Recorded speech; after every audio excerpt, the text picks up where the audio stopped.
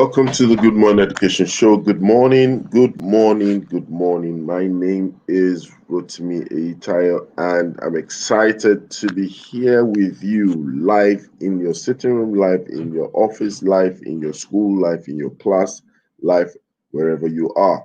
And it's always a great opportunity. It's always a great time together. It's always a great time to listen to your comments, to listen to your questions, to have answers to your questions. And sometimes to also share and rub minds together. And of course, this we always do on the Good Morning Education Show. Today is not going to be an exception.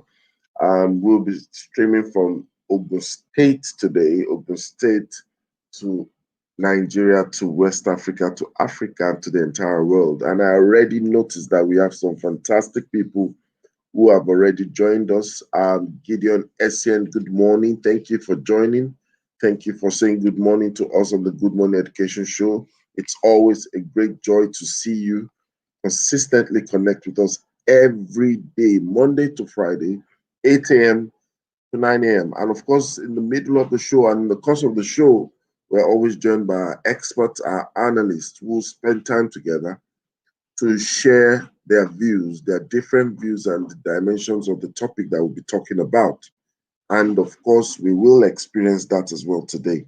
So please do let us know if it's your first time on the show today. Say something, let us know where you're streaming from, location, wherever you are, whether it's Nigeria, South Africa, Kenya, Dubai, wherever you are, please do let us know where you're streaming and connecting from. So let's get started. Today we will be talking about something that I would consider a continuation of our special broadcast series. And we're talking about the power of self-belief, the power of self-belief. And trust me, if you know anyone that should be in this session today, please go knock on their doors, send them a text message, call them right now, reach out to them because they have to be a part of today's conversation. The power of self-belief. What is self-belief? How does it affect you and I? What are the things that people normally are not or make reference to when it comes to self-belief? How can the power of self-belief translate into our different aspects as professionals? Find out many other things about this topic today as we speak about the power of self-belief. But before we do that, I'm going to be introducing one of our analysts, and that is Safety Chick, Ugochi, the Safety Chick. Good morning, Ugochi. How are you today? Good morning, sir. I'm very well, thank you. How are you too? I'm very well, thank you too. Great to hear your voice. Yeah, same here. So, welcome to the show. Welcome to the show. Gideon is already saying good morning. Good morning, Gideon. And of course, you might want to say good morning to all those who are connecting with us for the first time. Good morning to everyone connecting to us for the very first time. We hope you have a beautiful session with us today, and we hope that you keep coming back and coming back and coming back. Yeah, they will. They definitely. So let's take it a step further. Um, we're going. Let me even ask you. For this week we decided to just go straight to to our own individual headlines. Is there any headline you would like to talk about? Something that caught your attention? Something that you like to mention? Something that you like to talk about? No, nothing is coming to mind Oh, now. nothing is coming to mind. But of course, this is November, and we're noticing that the month seems to be on a a kind of accelerated drive. It seems like before you know You it, know, when did we start November? like And it's one way everything is just speeding by. I looked at the calendar yesterday because I gave myself a deadline to finish something this week. And I'm like, Jesus, this before you know it, November is over. And of course, Santa Claus is getting set. I hope his flight will not be delayed by COVID. I hope so, because with all this talk of second wave and second wave, I really do not want that to happen, so that at least people can have some sense of normalcy during this Christmas time and just relax, from all the stress of 2020. I remember this song, All I Want for Christmas Is You. It seems like it's COVID that is singing that song this year. It says all he wants for Christmas. And then he said, nope, nope, nope, not me, not me. COVID is not getting any one of us for Christmas. And we're Yes, certainly so not having COVID for Christmas. It's not a turkey, it's not chicken, it's not a meal. as it's It's a not chicken. pandemic. It's a pandemic. Who is the one that wants to order for a pandemic? Come on. Come on. Okay, so we're talking about the power of self-belief, the power of self-belief. And,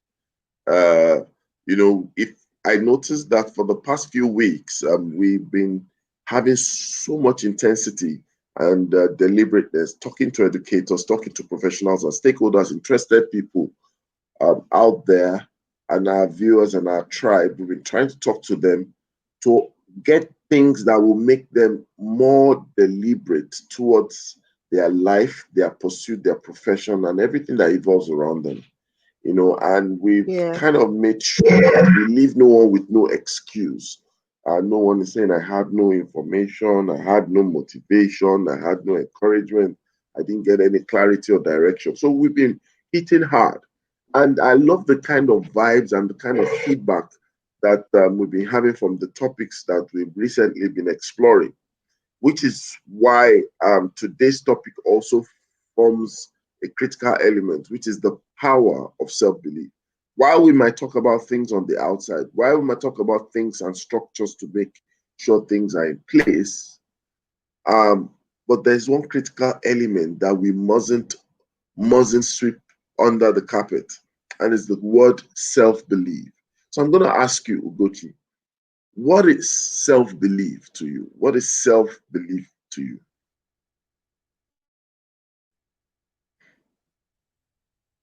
I would say that self-belief is the trusting your own positive characteristics, trusting your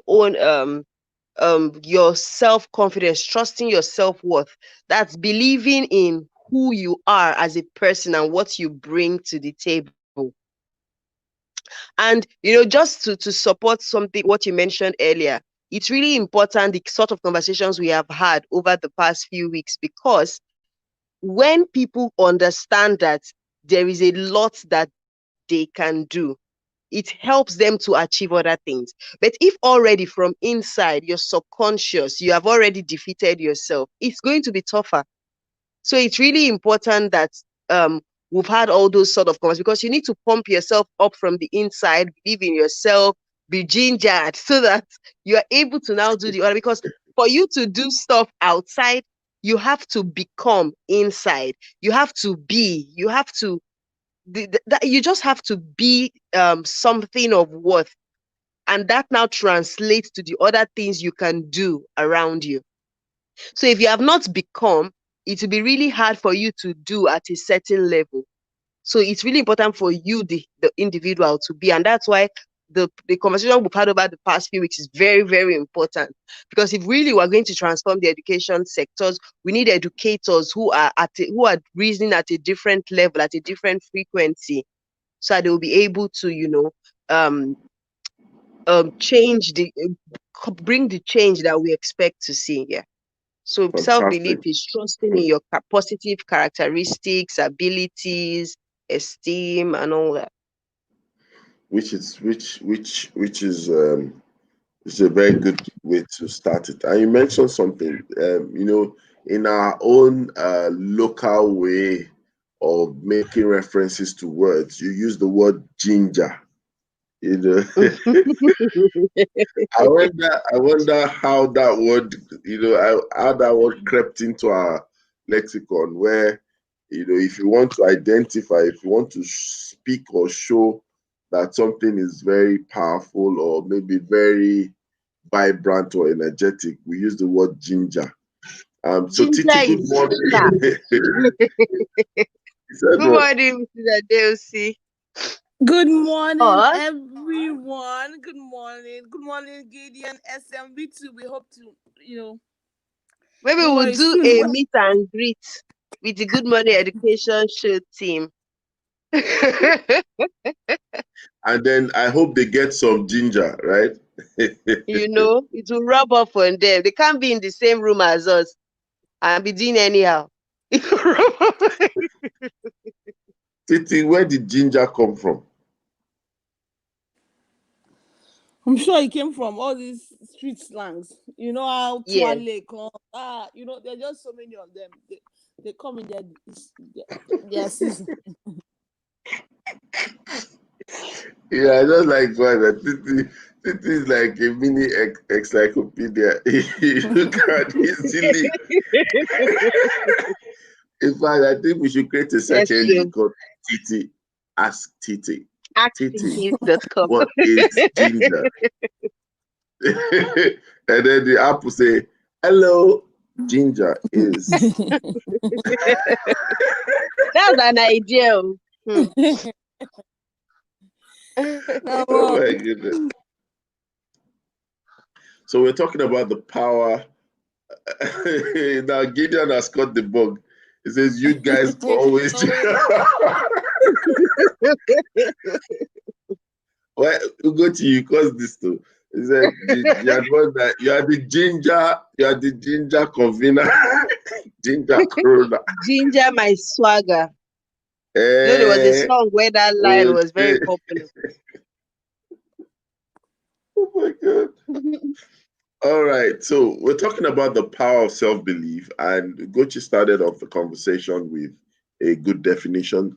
And one of the things she said is trusting your own positive characteristics, trusting your own positive abilities and the likes. So I'd like to ask you the same question, Titi. What would you like to define or describe self-belief as? I would say self-belief. Let's not assume that it's positive. So self-belief is what you think you can do. There's this popular Henry Ford quote that says, "Whether you think you can or whether you think you can't, you're right." You're right. I think that's self-belief. If you think you can't, then you won't. If you think you can, then you won't. So it's really what you think. And at this point, I will also quote a Bible verse which says, "As a man thinketh, so is he." So he is. Whatever you think.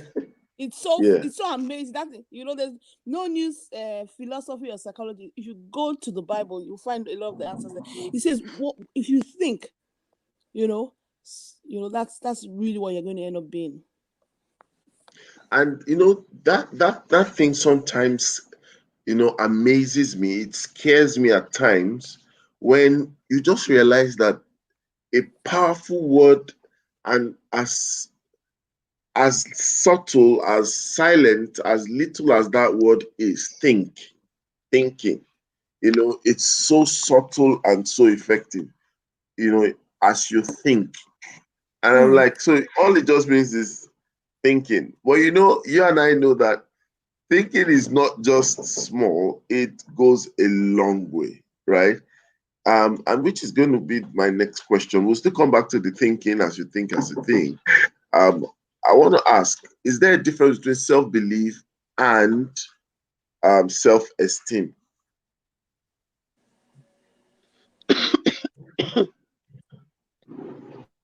Ugochi, maybe you should start with Ugochi. Yeah, okay. So as your self-esteem is usually dependent on your self-belief. Because when I gave my definition, I talked about it from the positive angle, because for real, it's best for your self-belief to be positive. But the truth is that, like Mr. Adewusi mentioned, for some people, their own self-belief is negative. They do not believe they are good enough. They do not believe that they can achieve certain. They just believe that because they do not have certain advantages, they're already at a disadvantage. So things will not work out for them. And so what that means is that somebody that has a negative self-belief will by extension have a negative self-esteem, because they will not carry themselves well. They will not present themselves well. They have already removed themselves from certain opportunities, and it just translates to the kind of things that they do. But if your self-belief is really high up there, you think you can do amazing stuff, you think that there is nothing that is so difficult, that even if there is a challenge, there is something to learn and you're going to triumph. It just translates in the way you carry yourself and the way you should I say, make decisions and take steps. But on the other side, if it is negative, it also affects. So I would say that your self-esteem is dependent on your self-belief. Yes, I think I totally agree with Safety Chick. While the two of them might not be the same definition, one affects the other. I'll be very surprised if you show me someone with low self-belief that has high self-esteem. It just doesn't work out. And what's interesting about self-belief is that it's in everything. The people that have difficulty, with maths are people that already believe that they can never know maths. They are bad in maths. Mm-hmm. And usually a lot of that, can come from their parents. When you say, when I was in school, And the teacher. I was bad in maths, so you got it from me. That child will not be good in maths. Hereditary sum. You've already created, the belief that person's ability is limited. The work of educators, the work of parents, the work of coaches, whether it's a sports coach or whatever it is to actually unlock your self-belief. That is your belief in your judgment, in your abilities, your capacity. That's really what they do. And the moment you can do that, the person can reach anything. Look at, I always encourage people, go and study people that have some disabilities that are doing exceedingly things. Look at the root of it. Is their parents' self-belief, in them, that don't let what you're seeing limit you, what you can do. You can do anything. I actually have a number of people that I follow on Instagram, whether they are children right now, young adults, or even older people that have disabilities. And what I'm always looking is just to understand how, despite all, what are normal limitations, that they're able to do exceeding things. When you see someone that has cerebral palsy drawing paintings that even people, fully able people cannot do, it's that self-belief that someone has unlocked in them. It's usually someone that, and I'll give a very practical example. There's a friend of mine that I met, and she told me that her son is not good in maths. He was preparing for common entrance at that time, and she said he wasn't good in maths. I now said that, I just asked some general questions, and I told her that, what, she should give me like 2 weeks. Let me work with him. And she was dropping him at my house, for those 2 weeks. And all I did in those 2 weeks was really trying to get him to love math. Trying to get how, you understand how, easy it is, how, knowing how brilliant he is, how I know he can just do this, I'll break it down. So just see how easy it is. You know what? You can just do it. That's all I did for 2 weeks. We played math games, play math games to show how fun and how exciting math can be, and then that was it. She came back and told me that when he did his common entrance, math was the highest, was the subject he got the highest. That was it. What was I doing? I wasn't, I was teaching him a bit, but more of what I was doing was trying to unlock the self-belief. And when people do things that they associate with fun, which is what, Nanjaki is all about. When you associate something with fun, it makes you motivated to want to do that thing and excel in that thing because you feel it's fun. So self-belief is so powerful. it's something that everyone is trying to, you have to first of all unlock that in any child, in anything you want someone to excel in or do well in, that belief that you can, and then the other things just fall in place.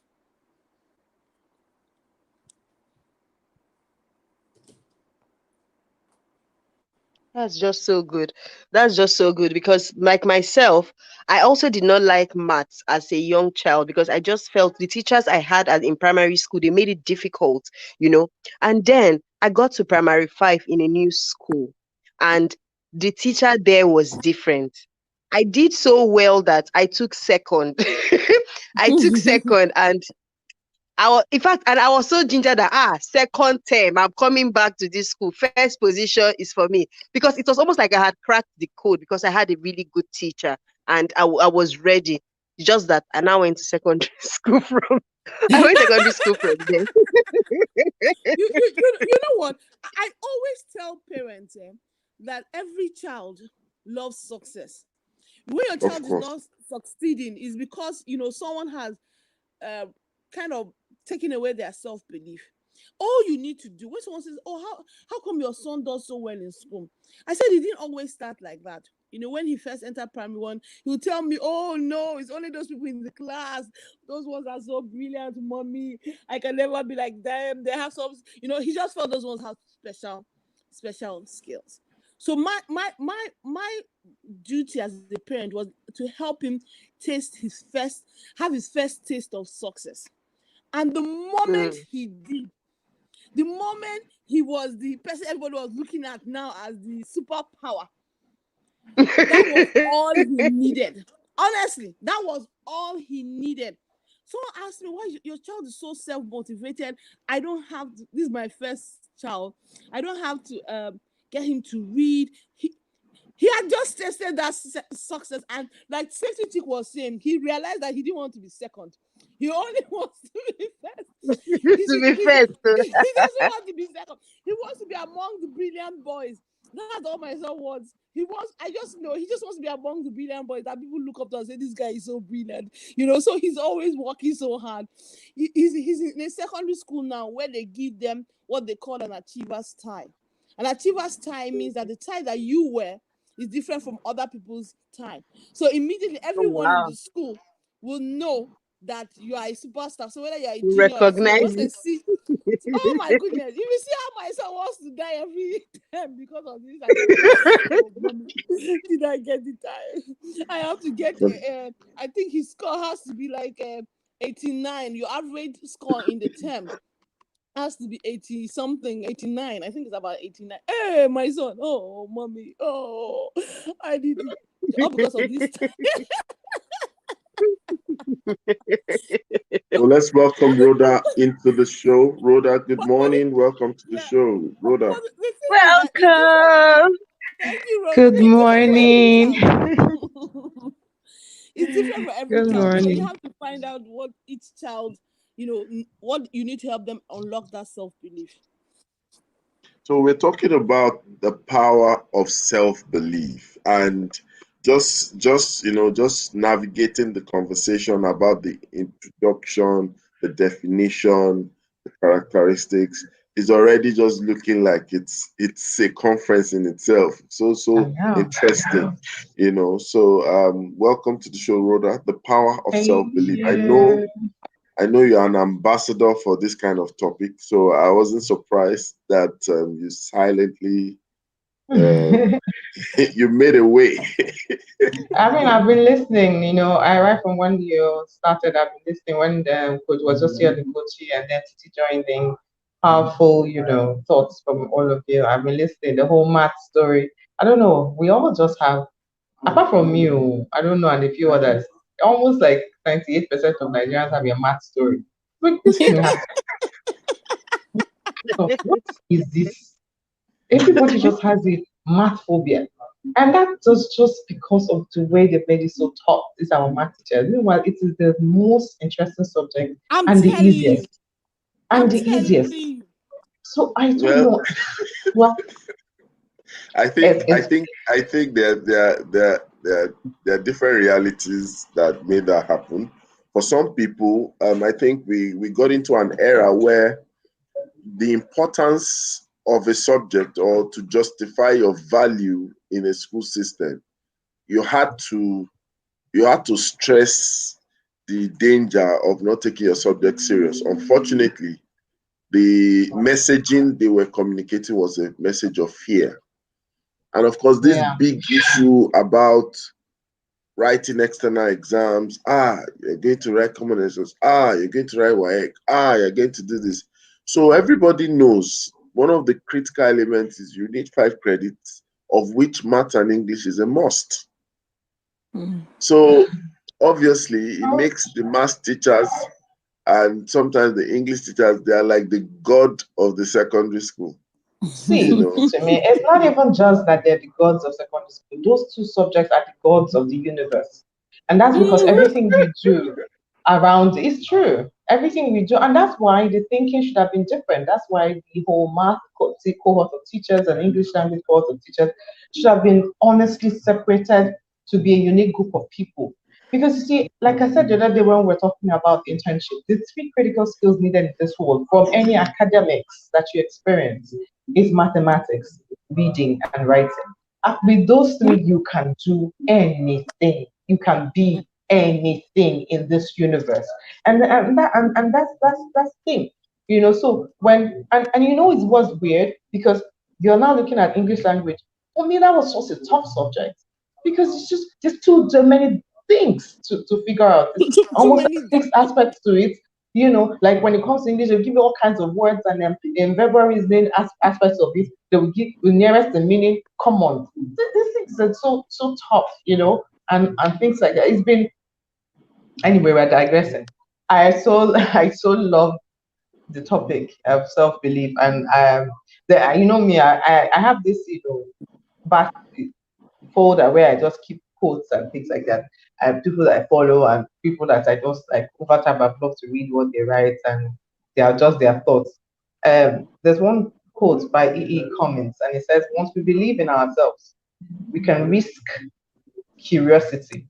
And it's key thing, we can risk curiosity, wonder, spontaneous delight, or any experience that reveals the human spirit. And just like Ugochi and Titi were trying to connect, self-belief with your question on self-belief, if there's a difference between, I think I can't remember how you crafted that question, but between self-belief and self-esteem, like Titi said, one cannot do without the other. Even though in some ways, like smaller examples of, some people who have suddenly lost, maybe they used to do so well, and some kind of disaster came on them, whether it be natural or not, and then unfortunately find themselves where they are needing people more. Sometimes the self-esteem is now imbalanced because they're like, how am I going to go to this person who I've always given stuff to, and then start asking them for help? And but again, it's really the foundation is around self-belief, and I just know that thoughts are things, and I've been an example of that. Every time I think it, every time I make sure that it stays in that universe of my thoughts, and that I'm exploring the power of it, that I literally get it, see it physically happen to me. So because we're people of faith, and then but apart from even just imagine that you don't even believe in anything, you're not a Christian, you're not a Muslim, whatever. I don't know what you're doing, not doing that, but forgive me. But just the power of your thoughts is enough to transform your life, transform everything. I just wonder, I guess, how does self-belief then, translate to nation development? Because ultimately what we're crying for in this country, Nigeria, is like things that just move our agenda forward. I've been following quite a number of things: fix politics, elect her, and quite a number of new movements around how we can transform this country and change the status quo for us, and change, of course, to who we are. But how does self-belief, I guess, is the question, because I'm thinking about this kind of very powerful mindset. How do we ingrain and build self-belief within the country um, towards national development? Because I don't know, and that's like, for me, it's like, what do we Well, explore Rhoda, here? I guess I'm throwing that question out. I think you've answered the question with your quote from Ikumin, if I'm correct. That you Yeah. say that once we believe in ourselves, we can risk curiosity. The truth about it is that self-belief, right, engineers a lot of things. Most of the things that we do not feel happy about our nation, happy about our sector, it's not just the things that are broken, but are majorly the things that are missing. And a lot of things that are missing in the sector, there are a lot of things that are missing in the country, there are a lot of things that are missing development and nation building wise, is because of the things that are not done. And those things that are not done, check it, most of it, they are anchored on belief. Either we are afraid to do it, or there's this negative extreme of the consciousness of failure. What if I fail syndrome? Nobody's there to support you. But by the time we are people of self belief, a lot of us will begin to trash our limiting beliefs. We'll begin to push boundaries.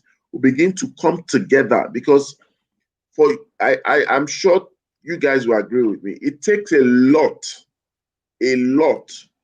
of belief in yourself to collaborate with someone else.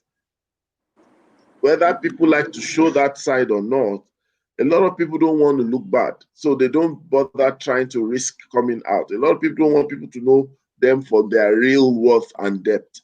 Another side of it is that self-belief in itself um, is actually predicated on perception. And like they say, change your perception, you end up changing your reality. A lot of us have this perception. In fact, when good comes to those who have had these limiting beliefs, batter them, even when good comes, it's sometimes almost difficult that they don't know how to translate this experience to good for themselves. I don't know whether you get what I'm trying to say. Yeah. Yes, we Yeah. do. So powerful. So imagine if somebody was approached and said, okay, finally, um, um, there's this stuff you've been trying to do, or there's this stuff you think you can do, but it's time for you to convince us about it. Then the question of belief comes. Or can you communicate it? Then the question of belief comes. Sometimes while I'm in my development experience, even personally, sometimes I've encountered projects where after having the brief, while the brief was on, it was juicy and exciting. But then when it now came to the point of, okay, let's get to the doing, and because of the enormity, the scope, this kind of is as if one small headache just sets in that, how do we get to do these things through people? Because the moment you discover that you need people, that buy-in, you have to sell belief. If you don't sell belief, no one's going to touch it with a loose hole, and that's just because of the deficit of belief, self-belief in the system out there. A lot of countries you get into, and all they just need to hear is, do you know it's possible? Do you know we can? I'm thinking of, and then the conversation, the energy, the resource, the networking that will just take place. It's like people are hungry for something that is called more. But here, we need to get that consciousness in our system and encourage and spur ourselves to spur each other, towards that belief. When I see what Rhoda has done and what Rhoda can do, your success becomes a proof, a mandate, and a motivation. But for some people, your success might not become a subject of discussion, a subject of criticism, and something for debate, which is a subset of this belief we are talking about. Yeah, Rich, I'm so glad about everything you're saying because, I like to say, how much I don't like using outlier stories, but then I understand its place in empowering people who ultimately empower their community or their country or their wherever they find themselves. Because again, sometimes it takes one leader really to transform. So I understand that, and which is just like a major proponent of outliers, and I agree with her all the time. Except that I'm always thinking about scaling. So I am a product or yeah, I would say a product of self-belief. So many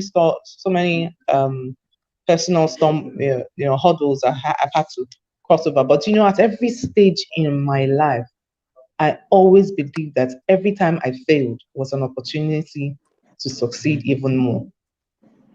And that's how I viewed failure. I remember losing my child, my daughter during childbirth, and at that moment when I lost her, because there was no reason why I should have lost her. Again, it's poor, bad healthcare, bad medical practice, and you know how we are just a subject of um, uh, um, a disregard for following due process in this country, and a lot of people will continue to suffer for it. I've been there where I lost my child for no reason, just because the hospital was just not doing what they were supposed to do, and it was stillbirth, and there was no reason why that should have happened. And when my sister came into the room and told me, and she started out, talking, how they do now when they want to tell you bad news, then they will now start telling you all the good things around, positive things. That at one point I was like, I still didn't get it, because I was just like, God has given me a second child, blah blah blah. And then she then hits me with the story at that moment, and this is something that is critical because at that moment I felt empty, but because I Wow. have historically been someone who believes so much in the power of what I can do and in transforming the next stage of my life, no matter how bad that thing is. That moment, I always find a way to transform my mindset. And I think is what actually manipulates the spirits around me and catapults something else for me. So immediately that she said that, I felt empty. And after feeling empty, the first thing that came to my mind was somebody who I know who had not had a child. She had been married for 20 years as at that time, and she had not had a child. And I recalled that I had a 3-year-old, a 4-year-old son, and that I was being very ungrateful. That was, it's so vivid. That moment, this thought process I had is so vivid that anytime I remember it, I say, God, thank you for what the kind of person that you have made me to be. But I can tell you it's because my mother, we were raised in a family where you can be anything, you can do anything. And it comes back to parenting. You can be, my mom that will tell you that you can climb mountains and jump over bridges and you can fly. She will tell you, she will make you think that you can do anything. And she will do anything to make you feel so. Nothing you did was bad. But, and that moment, that was it. And, when I got pregnant again, I had twins. And people say double for your trouble. But I don't know why. Because, it's just, and believe me, this story is the same thing in every failure I've experienced. I've always received double of it. So I definitely, in that space of the power of self-belief, I do know it. I'm a testimony of it. Wow. That's a lot to soak in just 1 or 2 minutes. But thank you for sharing your stories. Thank you for sharing your truth, and this is really what makes it exciting to be on the Good Morning Education Show. And because a lot of times people find it difficult to relate to the topics that they hear sometimes in the public domain. But then you've been able to break it down, demystify it, and also personalize it that anyone out there can actually identify. And from that story, I really, really do share in what you said. There is power in self belief. First, we need to get people to know what self belief is, which Titi, Ugochi, and you have done. But now, from the way you are relating with those stories, you are showing the power in self belief, the power of self belief. And of course, Titi said something that we mustn't assume that self belief just means something positive. Self belief is not just positive. Self belief is self belief, But then, what we do with self belief, how, and the motive behind it is now going to show the power it has. Your self belief can propel you, your self belief can limit you. Which is why a lot of times people talk about the word limiting belief, and I really want us to talk a little bit about that. What are these limiting beliefs that actually now rob us of self-belief? Ugochi, if you don't mind, I'll ask you to name one. Titi also name one. What are these limiting beliefs that sometimes rob us of the power of self-belief? Okay, so for some people, it would be their past experiences and their background. So they've maybe they've lived in an environment where they've heard it over and over again. People that come from here, we don't succeed in this thing. Or no, this your size, people that are your size, this does not work. Your So when village you keep people. hearing the Your same village thing, people. when you keep hearing it over and over again, it's almost like somebody is feeding something into a computer. So you may not even know it's affecting you. You just grow and then you just realize that you are certain things you don't do. There's certain things you shy away from. In fact, there was a time in this country where some people felt if you have not studied outside the country, you are not a high flyer. So even though maybe you were first class in your school or 2-1 at the top, when you go for an interview and you see all I just got back, University of Howard, University of Chicago, you're not like, You hey, just Modara, my own has feel finished. one bad drops, no signal. down. OMG. Meanwhile, it isn't necessarily the case, So I think past experiences, the environment one has grown up in, those are some of they affect the subconscious and end up affecting how people believe in their own abilities. All right. Yeah. Yeah. I think one limiting belief is what other people think. You know, what other people that focus on other people People's and perception. what we assume they are thinking. You know, sometimes people don't want to do something because, what will people say? What will people think? You know, and our parents were so good at that, and that thing of keeping up with the Johnson. what would they say? He has only girls. What would they say? She didn't go to this. What would they say? It's a major limiting belief. That thing of what do people think? People feel is only this kind of people that can do this, and we also have it's a lot of our cultural limiting belief of when you're this is what you should do. This is what people think. People think because you're a career woman, you're a bad wife. It's a limiting belief that once someone is successful at her job, she's not successful at home. It's a limiting belief. So there are a lot of limiting beliefs that are based on what people are thinking. When I do this is what they will think. So I don't want to do that. I don't want to buy this or do this because people will think that. So what other people think can be a major limiting belief. So, for example, what if it's a situation where maybe someone likes a power bike and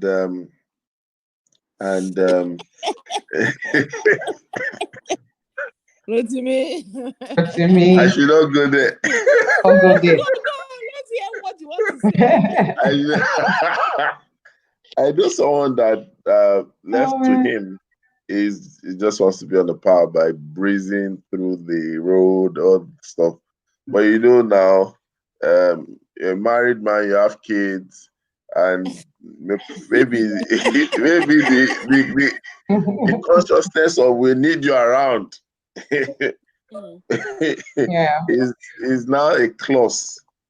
And of course, that was just to be on the side. But I mean, look at it. It's the same thing that limiting beliefs of people having tattoos, people having dreadlocks, that this kind of job you should do. This guy, we have some, that thing of what people think.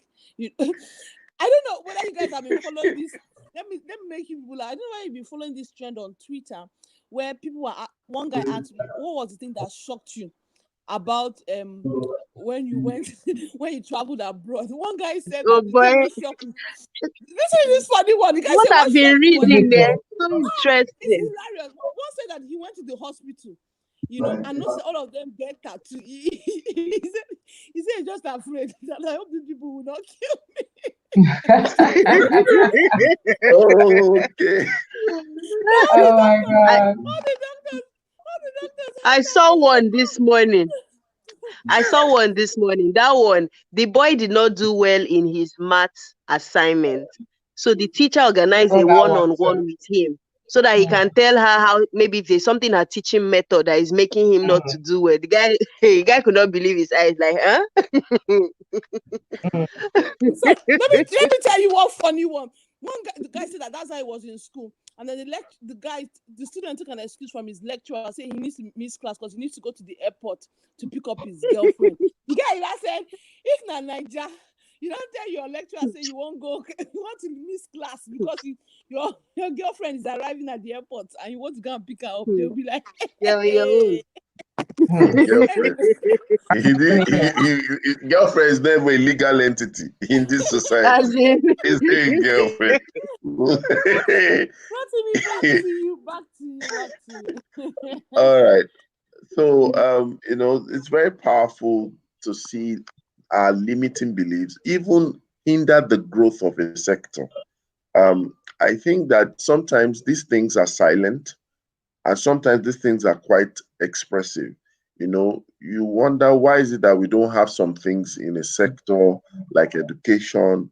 Why don't we have some things within the industry, like the school industries? And sometimes it's as if there's a silent message that in Africa we don't tamper with concepts of education, or maybe African educators, they don't bother. It's just, let's look for what is trending and let's do it. Let's just wait for the West before we get things done. I think a huge part of it is not because of resources alone. I think a major part is enshrined in the level of our system of belief. Do you guys disagree with me on this? No, of course not. We don't disagree. I mean,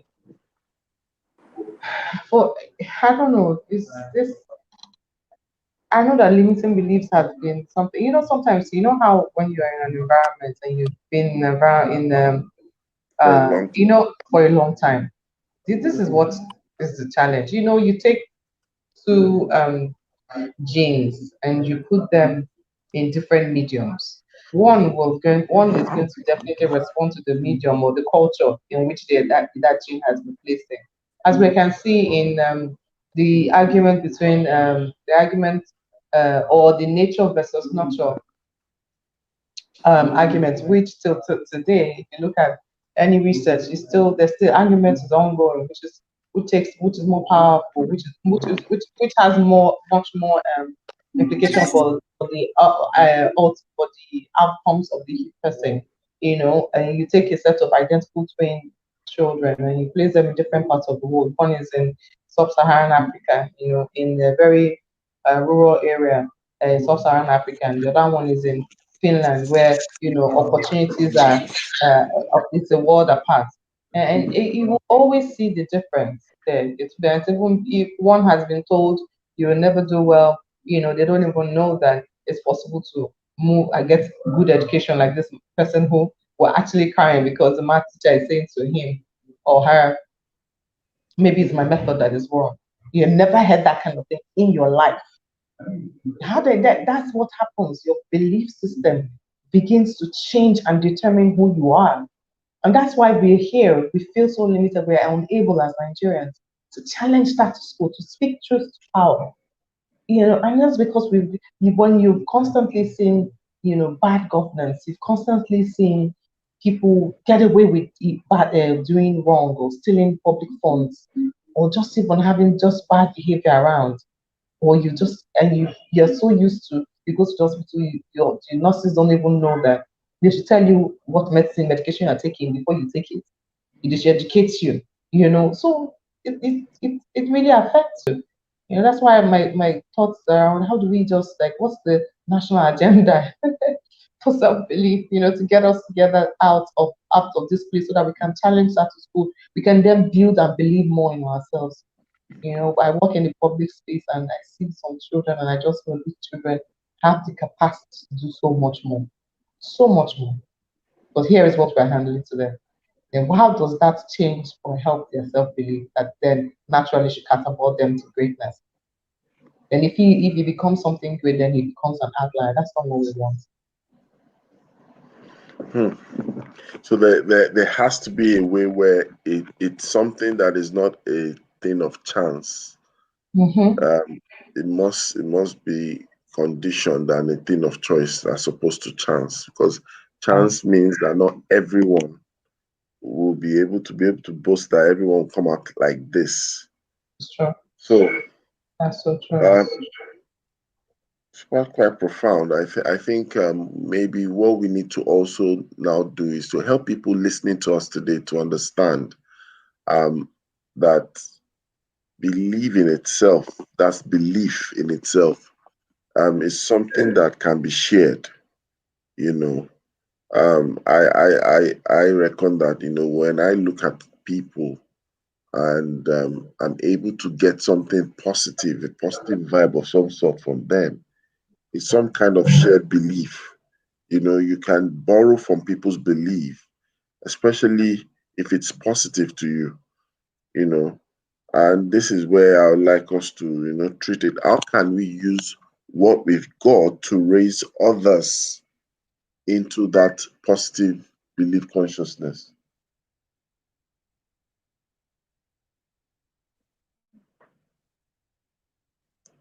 Can you all hear me?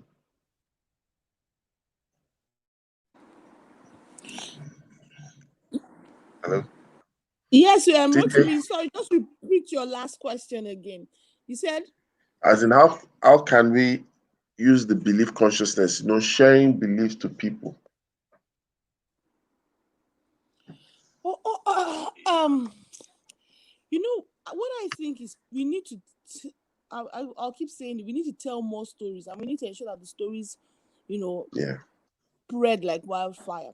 Because recently something I put up that if you surround yourself with people that magnify the devil, you're in trouble.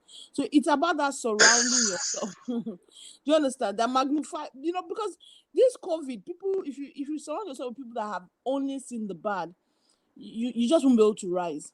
So it's important that we are also looking at how do we make it an integral part of maybe our education or our children's education, where they hear a lot of stories, case studies is done regularly of people that are, so to speak, rags to riches stories.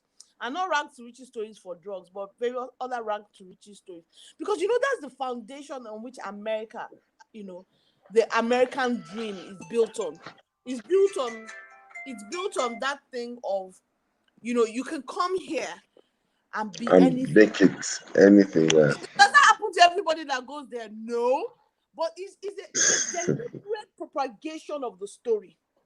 That's what it is. It's a deliberate. They won't tell you of the other part of the racism, of the fact that they won't tell you, but they sell the story of the rags to riches stories of those that have.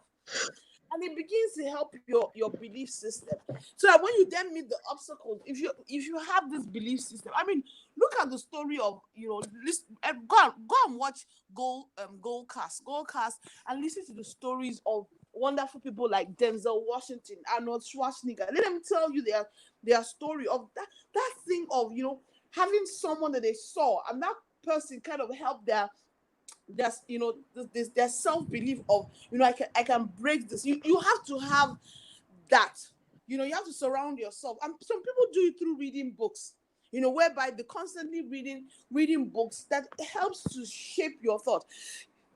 You see, what you take in through your eyes and your ears form the abundance of what is in your heart, and then forms the abundance of your self-belief system. I hate to quote the Bible again, but the Bible says that if your eye is singular, that the eyes is the light. Your body is full of light. You just that. So it means that what you see, what you see, same thing what you hear. If a child keeps seeing things that show that area boy is the way to go, it's going to be very difficult for him to write. He needs someone else that comes and shows him another life, something that is different.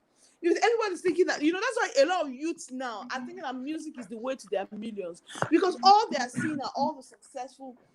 Every on the average, when I speak to a lot of teenagers, especially the guys, they all want to be musicians, they want to be DJs, because that seems to be the new story, the new narrative of what success is all about, of living in big houses, wearing bling rings and all that. I'm not saying that is bad, but what I'm saying is that we need to expose them to various narratives of a rags to riches, of different things of what you can be. Same thing, all the things that Jude is not here. Same thing, all the things that are pushing for the girl agenda. It's trying to expose them to, a different story. To say that you're a girl doesn't mean you can't excel in sports, you can't excel in science, in engineering, in all those things that routinely or in the past they've said that are not for you. So we're trying to break all those things, in terms of creating a different narrative. And that's really what we need to do. We need to tell more stories. We need to share more experiences so that people are aware. Sorry about that. People are aware of, building a different belief system. I think that's what I would say. Thank you so much. That's profound. Gochi, do you want to share a practical experience, or you want to add to what Titi has mentioned? Practical experience and how self-belief has worked for me. Yes. Okay, which example should I use now? Okay, the only example coming to mind again is the math example. So when I got to secondary school, at a point the math wasn't working again for me because it was getting difficult. I wasn't understanding, and in my school, for you to pass, you need both math and English to pass. So that subjected me to second position throughout my throughout my secondary school. So I was always second best because I was great at everything except math. And then we got to SS2, and in an Air Force school, before you go to SS3, we normally do an exam called Joint Promotion Exam. It's almost like our own internal WAEC in all the Air Force schools. If you pass the internal exam, then it is certain that you pass WAEC when you go to SS3. And this Joint Promotion Exam, the condition for going to SS3 meant that you had to pass both maths and English. Hey, God. It was so scary to me. And then I used to actually have a friend when I was in SS1 who would help me. She wasn't so great at English, then she was great at math. So I would swap skills, helping one another. But by this SS2 now, she was quarreling with me. So she wasn't talking to me. I was on my own. So guess what I did? I took math as a project, right? I researched WAEC questions, and I realized that there are about 11 areas of math questions that always come out in WAEC. So there's longitude and latitude, quadratic equation, simultaneous equation, bearing. See, I'm mentioning it. I knew all of them. So I said, okay, since it is constant that questions must come out from these 11 areas, and I'm not planning to have 100. I want to pass. Which ones can I learn? It's true. Which ones can I learn? So I took all those topics and then I started to do my research. I read math the way I read English. I got this comprehensive math book. So I will start with bearing. I read it, try to understand it, then I will not try my hands on some example. I'm like, okay, it's like this one is not working. Let's move on to simultaneous equation. That's how I realized that I could do simultaneous. I understood the principles of simultaneous equation, quadratic equation, a bit of I just picked out the ones I could do very well. And then I focused there. Guess what? When the results came out for my school, I was one of maybe 13 people that passed maths and English. I was the only girl. So those that knew maths, they did not pass English. Those that knew English did not pass maths. I was the only girl that passed it too. And I did all that at night. At night, I would bring out my mattress to the corridor. I would study and it helped me. And it did something for me in that phase of mind. It gave me mental toughness. And that's why there's really nothing I want to do now that it's so out of reach. No matter how difficult it is, I will take it as a project and study it. Okay, what are the parts I can do around this thing? And I learn what I need to learn and then I execute. So I believe that when we see things that look insurmountable and we've seen that there is no other way, in fact, we need to see challenges as There is no way around it. Because when we see it that way, it helps us to think and become more creative on how to go about it. But if we already see, this is a way for me to escape, you're already thinking of how to escape, you will not develop the skill you are supposed to develop in that time. And you need it for your life down the road. So it's important to believe in yourself, believe that you're capable of solving whatever problem, whatever challenge that is thrown at you. Once you believe first, then it translates into the certain actions you will take. Fantastic. Your story is just it takes one down memory lane. So many things that you said, and I believe that they are useful not just for students but adults as well. It might be a flashback about your growing years, but it's also loaded and embedded with life lessons. So as we bring this close and the show to a close today, I would want to ask, starting with Titi and then you, what are your counsels? What is last shot? What are your parting shots? As regards the topic, the power of self-belief. I believe this is critical for us to be able to make meaning of all we've been sharing in the special broadcast series for the past few weeks. It's important that we leverage on this, So Titi, what are your last words? I would end the way I started with the quote from Henry Ford. If you believe you can, or you believe you can't, you're right. You're right. Fantastic. Ugochi, last words. I would say don't allow your past experiences, don't allow your past failures, don't allow your environment to determine what you can or cannot do. Always strive to push yourself to the next level. Fine. Push yourself to the next level. If you believe you can, you can. If you can't, you can. And then, of course, maybe I'll just add a little to it. There's always more ahead of us than what's behind of us. So I think regardless, we need to strive and push forward, because all that we know is not all there is to know. So ladies and gentlemen, you've heard it today on the Good Morning Education Show, The Power of Self-Belief.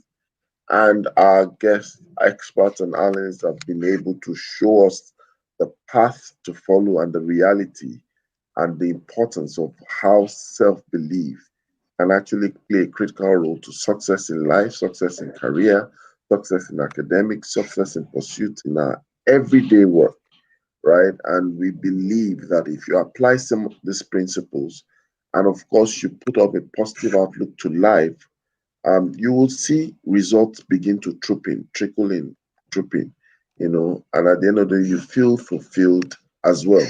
So till we come your way tomorrow, I want you to ensure that you begin to pump your belief up. Remember, as we end the show, it's always a great morning on the Good Morning Education Show. So we'll say bye-bye from here.